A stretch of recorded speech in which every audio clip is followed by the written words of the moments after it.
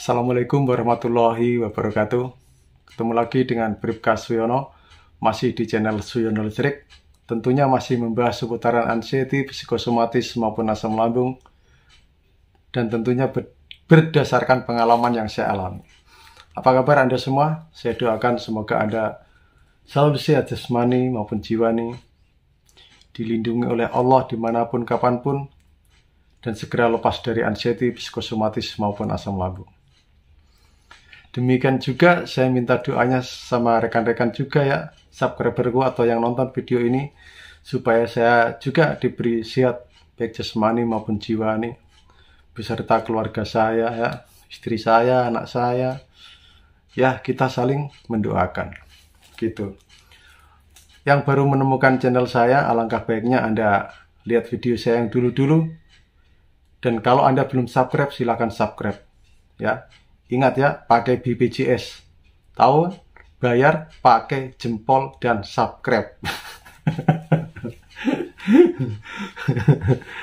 Begini, ini sangat penting saya utarakan di sini ya.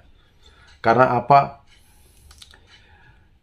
Apabila ini Anda lakukan, itu Anda nanti susah untuk bangkit ya, susah untuk bangkit. Karena apa? Karena begini, ibaratnya orang Jawa itu ada istilah peribahasa kriwian dadi gerojokan. Kalau saya bahasa Indonesiakan, jadi ya kayak itu apa? Air kecil mengalir jadi besar. Nah, itu.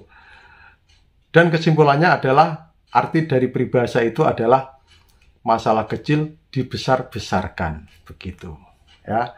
Harusnya itu masalahnya itu kecil, tapi Anda sendiri yang membesar-besarkan, gitu.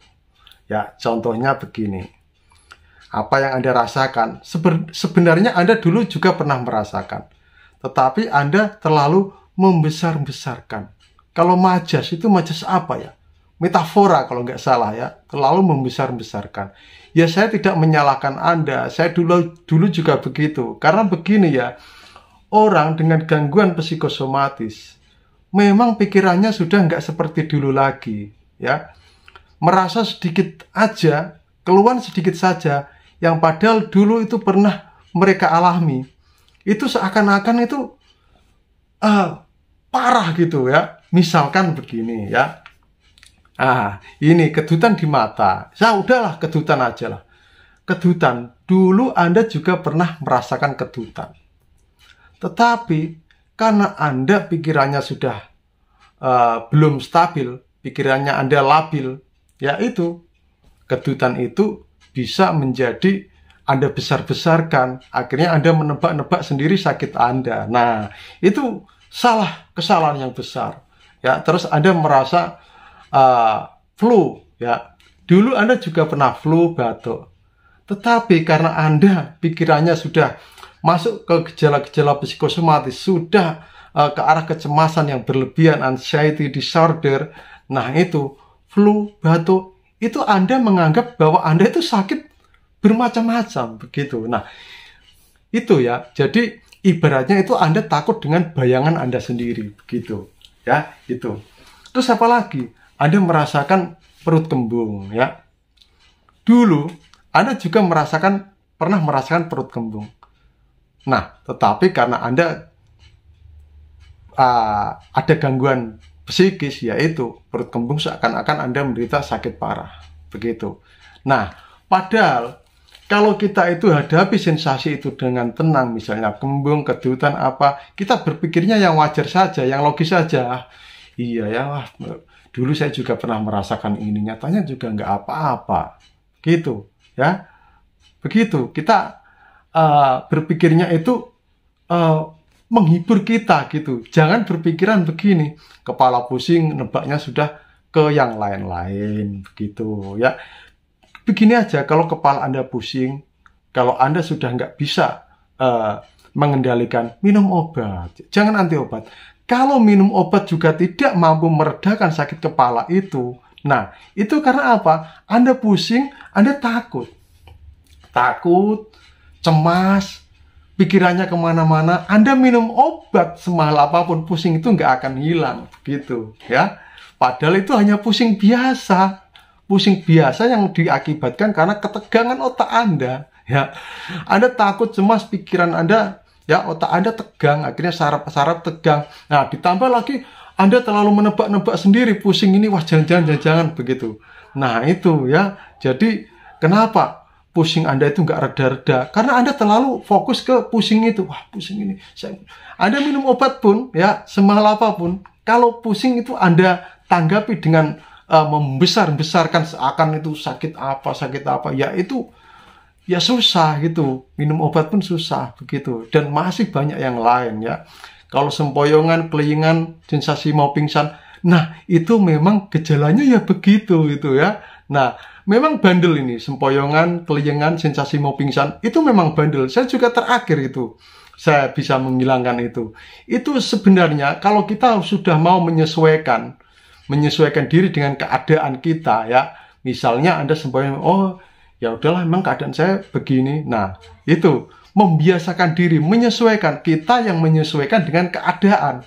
Ya. Kita menyesuaikan dengan keadaan kita ya begini begitu. Sadari itu ya. Terima itu sambil Anda mengatur strategi. Bagaimana sih ilmunya untuk sempoyongan, sensasi mau pingsan? Itu sudah saya bahas berkali-kali di video saya. Anda lihat sajalah part 1 sampai part 3 kupas tuntas sempoyongan, kelingan, sensasi mau pingsan. Nah, itu ya, itu. Pokoknya Anda harus sabar ya, ikhlas menerima itu, dan jangan Anda itu seakan-akan itu menderita sakit yang parah ya. Begini ya, Anda itu sebenarnya nggak apa-apa. Anda itu hanya yang pertama adalah pikiran Anda itu menipu ya. Pikiran Anda itu menipu. Karena kenapa ketipu? Nah, itulah bentuk ilusi ya. Begini, ilusi itu datang bisa karena kita itu dalam keadaan takut maupun cemas. Begitu. Ya, itu.